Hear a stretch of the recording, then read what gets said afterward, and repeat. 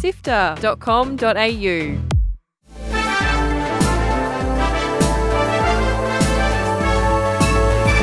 Hi, I'm Fiona Bartholomeus. And I'm Kat John. Welcome to Walkthrough, SIFTER's weekly recap on the biggest news in video games. This week, the long-rumoured Assassin's Creed Black Flag remake is real. Australia asks Fortnite, Roblox, Minecraft and Steam to please explain what they're doing to moderate content, and a big change to Xbox Game Pass pricing. Here is the news for Sunday the 26th of April, plus all the upcoming games launching this week. Let's go! Join the SIFTER community on Discord at sifter.com.au/Discord. The remake for arguably one of the best Assassin's Creed games has finally been revealed, with Assassin's Creed Black Flag RESYNCED arriving on Xbox, PlayStation and PC in July. The pirate adventure will put players behind the wheel of a tall ship once again, as Edward Kenway basically super murders his way across the Caribbean. It's built by Ubisoft Singapore, who made Ubisoft's other pirate game, Skull and Bones, which was pretty reminiscent of Black Flag anyway, if we're honest. It's got all the remake bells and whistles, fancy graphics, new stealth and combat mechanics from the newer AC games, and some additional story content. There have been rumours that the modern gameplay section of the game has been removed entirely, which would be a shame, as it's one of the more interesting takes on the modern conflict between Assassins and Templars, but we'll know soon enough. They'll be out on PlayStation 5, Xbox Series X and S, and PC on the 6th of July.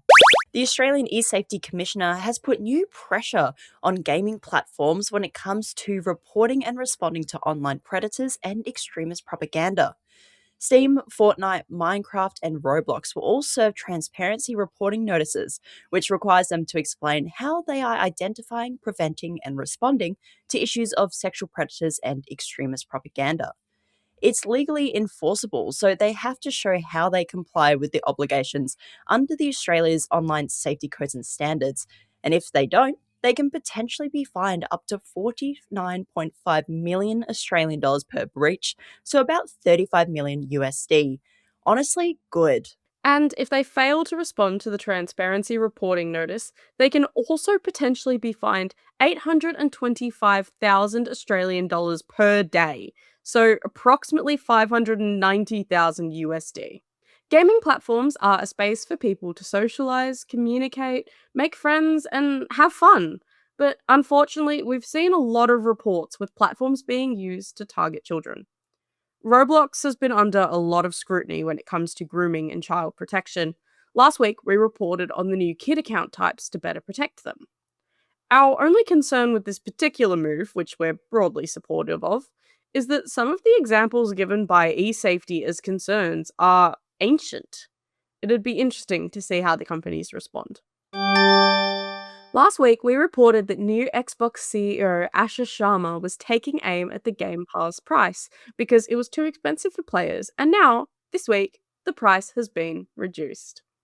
That's right, they announced that the Call of Duty titles won't be included with the service at launch, which is what a lot of people suspected was the reason for why Game Pass prices increased. The Game Pass Ultimate is now $25.95 Australian dollars a month, down from $35.95 a month, and PC Game Pass is now $16.45 Australian dollars a month instead of $19.45. The Game Pass Premium and Essential are staying the same as they don't include day one new releases anyway.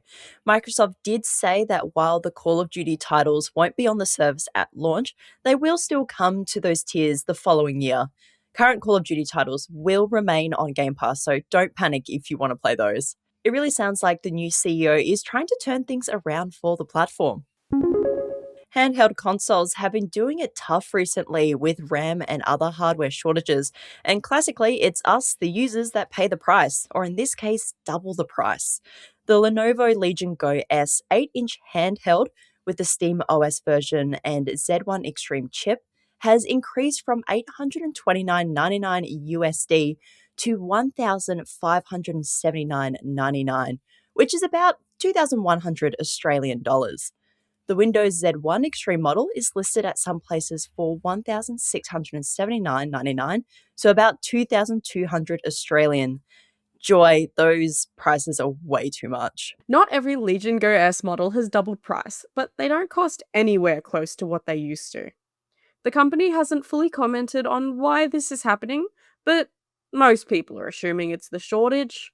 However, The Verge noticed that many listings for various versions of the console have disappeared from retailers and from Lenovo's own website. Could there be a new version on the way? Either way, I'd rather just buy a gaming PC for those prices. And Toei, one of Japan's staple film, television, and animation companies, is creating its own gaming division. They'll be creating original titles, so not based on their current catalogue of franchises, and they'll first be releasing on PC and later on consoles.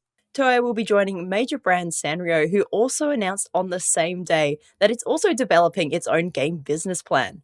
In the last couple of years, manga publisher Shueisha established Shueisha Games and retailer Parco established Parco Games. It's cool to see companies who already have experience in entertainment move into the game space. That's it for the headlines. Here are the games coming out this week. MOOMINTROLL Winter's Warmth is based on the beloved stories by Tove Jansson, a cozy, wintry adventure where MOOMINTROLL must explore and solve puzzles, becoming braver along the way. This has a very sweet picture book style and would be a hit with all ages. You can grab that on PC and Nintendo Switch 1 and 2 on Tuesday, the 28th. I'll be playing this one, so keep an eye out on our website. APHELION is a collaboration between the European Space Agency and Life is Strange creators Don't Nod. Set in a future where Earth is almost uninhabitable, you must find humanity's new home, but whoops, you've crash landed. Take on the dual characters of Ariane and Thomas as they explore the hidden planet of Persephone. It's a third-person adventure game with lots of climbing and sci-fi adventure. That's going to be on PlayStation, Xbox, and PC, also on the 28th of April. Diablo 4 Lord of Hatred is the next big expansion for the action RPG, and you can practically hear SIFTER's Adam Christou working himself into a lather in anticipation of click button, make explode, pick up loot. You know what a Diablo game is by now, but there are new and returning classes, the Paladin and Warlock. You can grab it on PC, Xbox, and PlayStation, also on Tuesday, the 28th. Big day. SAROS is the next big PlayStation game from Housemarque. With roguelite elements, death is a big part of this bullet hell action game. The world will shift as you play, and you've got to die a lot and get stronger along the way. Starring Raoul Coley and Australian actor Ben Prendergast, this one is absolutely stunning. It's got another nice Aussie link. Former Light Map guest Gregory Loudon is creative director on this game. That's on PlayStation 5 on the 30th. INKONBINI One Store Many Stories is a cozy slice of life sim that will have you stocking shelves, greeting regulars, and watching the mundane, everyday moments which make life a little bit softer. This one looks sweet as hell, and it's coming to Nintendo Switch 1 and 2, PlayStation 5, Xbox Series X and S, and PC next Thursday, the 30th of April. Step into the driver's seat of your very own public transport dreams in Busbound, the latest title from the creators of Bus Simulator 21. Turn a vibrant city into a pedestrian-friendly paradise from behind the wheel of officially licensed buses, one stop at a time. That's coming to PlayStation 5, PC, and Xbox Series X and S on the 1st of May. Articles to read, Videos to watch. and podcasts to listen to. SIFTER.com.au. This has been Walkthrough by SIFTER. My name is Kat John. And I'm Fiona Bartholomeus. Thank you so much for listening. We've got a stack of reviews up on our website and feature stories too.